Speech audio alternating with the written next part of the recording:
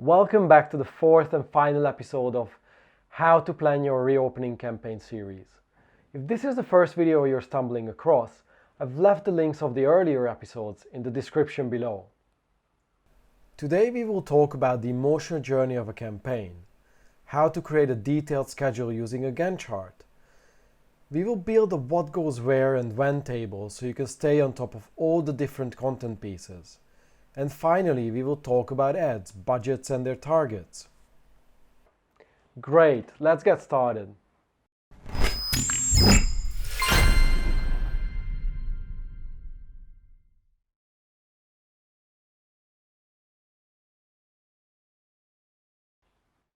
Before we go into details about the schedule, let's take a moment to talk about the emotional journey of your campaign. A good campaign is telling a story on its own. And the story you're telling here is the heroic survival of your company that even though it was forced to shut down to do its bit fighting the pandemic, you've pivoted and survived. And most importantly, you're still here to entertain your audience now that you can reopen. A campaign's emotional journey looks quite similar to the one of a movie. You have the story set up, then you have something challenging happening to the heroes of the movie, and finally they conquer this challenge in the climax. Does this ring a bell? The setup is that the pandemic starts while people are still hoping it will end soon. Then it hits with full force, alters everyone's life on the planet, creating devastation and never seen challenges in the process. Getting used to this new norm of life and getting through it slowly but surely leads up to the climax, when we humans pivot and beat the pandemic. It's important that you don't forget that although the customers are interested in how you've survived the pandemic, they are the hero of the story and your campaign should be about them rather than yourself. But don't worry, you have the most important character in the story, the solution to the challenge. Your product and promotional offer is what helps them to make this triumphant moment of overcoming the pandemic a truly memorable one. So how does this help your campaign? Keeping this aspect in mind will help you to inject your story with the necessary emotional elements that will help you to reconnect with your audience. Hitting the right emotional tone will ultimately help you sell more without actually continuously and repeatedly saying, buy, buy, buy. Before we move on to the actual details of the schedule, let me point out that we are in an advanced point of the story. The story is already set up. The challenge is almost overcome, but the climax is still missing, and that's where you come in. You have probably seen or even made a Gantt chart before, but for those of you who didn't, let's have a quick overview. On the x-axis, you have the timeline. On the y-axis, you have the priority order, and within the chart, you have different task groups, which groups tasks together that belong to a particular phase. Having your campaign visualized like this will help you to plan out the whole campaign in one place while you keep a bird's eye view at all times. It will help you to stay on track and also to bring your whole team on the same page. The campaign schedule has three main phases, as discussed in the first episode. Warming up your audience, focusing on your offer and the reopening, and finally following up on the reopen. But how does this schedule look exactly for delivering your campaign, and this is where a Gantt chart comes in play. The delivery also has three phases: planning, preparation and delivery. Now let's see them more in detail and how they look in the Gantt chart. This schedule is 9 weeks in total, but this is just my suggestion, so yours might look different. I know that this table can look a bit intimidating at first, but it is actually pretty simple. On the schedule, every block represents a week. Cells marked with the dark gray mean that the majority of the work related to the task is done that week. Light gray means that you still have something to do with that task later on. The two thick vertical lines mark two important milestones. The first marks when you start your marketing campaign, and the second one when you actually reopen. The dotted lines mark more milestones, switching from planning to preparation and the different phases of your promotional offer.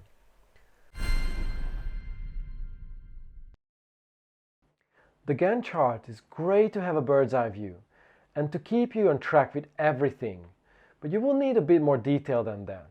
So let's see a table that will help you to keep track of what goes where and when. This content planner has all your channels, like the different subpages, emails, social channels, etc. It also has the different kind of messaging and finally the target audiences you have created in episode 3. The first column should have the different phases of your campaign with the specific dates for that phase. The next column, you should have the different target audiences you have identified in episode 3. You will get the drop-down menus automatically loaded in with My Templates. Next to it you have the different iterations of your message. Then you have the different products you are talking about, whether it's an escape room, function room or play-at-home solution. And lastly, you have all the different channels where all these message iterations go to. Completing this exercise will help you during your campaign to remind you when the header on your homepage needs to change, if a subpage has to change, or if the narrative you're driving on your socials are bound to change. Remember, you will not just be running the campaign, but you will also be preparing your operation to come back to life after a long time. So the more planning you can do ahead to consolidate your time spent with marketing when things start moving again, the better. Now let's move on to paid ads. Since this campaign is dominantly targeting your existing audience, I don't recommend for now to target a completely new audience. You should focus on the people who already know you. Before we look at ad budgets, let's have a look at some ground rules for paid advertising. All your paid ads should be targeted at your followers and their friends. The reason to include their friends is because they might have told them about you, so you might be able to attract some new customers. You should also geographically target the ads to your local area. You don't want to end up paying for an ad that's shown to someone who has gone home to the US since their visit. The actual range will depend on how your local area is laid out and transport options, but a 3-mile radius is a good starting point. With paid ads, it's crucial to be clear on what you expect them to achieve. So set targets for them. A social post, for example, can have a target to engage the audience and collect likes and comments, but it can also have a target to drive traffic to your website. Very different targets. Bigger don't always mean better, so make sure that you know what you're spending your ad budget on. The reason you want to be crystal clear on your target is because you shouldn't judge a fish by its ability to climb a tree. So by the same token, you shouldn't judge your marketing success against metrics that aren't relevant. If you start seeing your bookings circling in, then you can start reassigning that revenue towards your adverts. So your budget will be a balancing act throughout the whole campaign. Whatever you decide to do in terms of paid ads, make sure that you continuously monitor them, and monitor them with the right metrics. If you're posting something about behind the scenes to warm up your audience, measure its success for the likes and comments. But if you're posting about your promotional offer, don't look at the likes, look at how many people actually landed on your website thanks to that post. If you see that something is working, do more of that. If something isn't, stop doing it. Which brings me to my last point. There is only so much planning you can do ahead. Reality will put a check on your plan, but it will still greatly help you not to fly blind and try to come up with the campaign as you go, while you're also trying to keep everything going with your freshly reopened venue. Plans change, and that's fine. It's part of the game. Successful campaigns adapt to how they are received. If a social post is doing extremely well, but you haven't planned to do more of that, you might need to course correct. If your early bird offer is doing exceptionally well, why not extend it for another day or two? If a blog that you have written to support the main campaign delivers unexpected traffic to your site and converts people, do more. So basically, don't be afraid to change things as the campaign unfolds and evolves.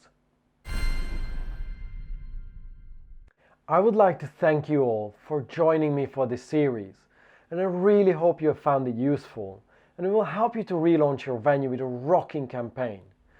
There is a 5th video about what to do with your early visitors to maximize impact and keep the momentum going in the paid package, along with all the templates I've been using in this series.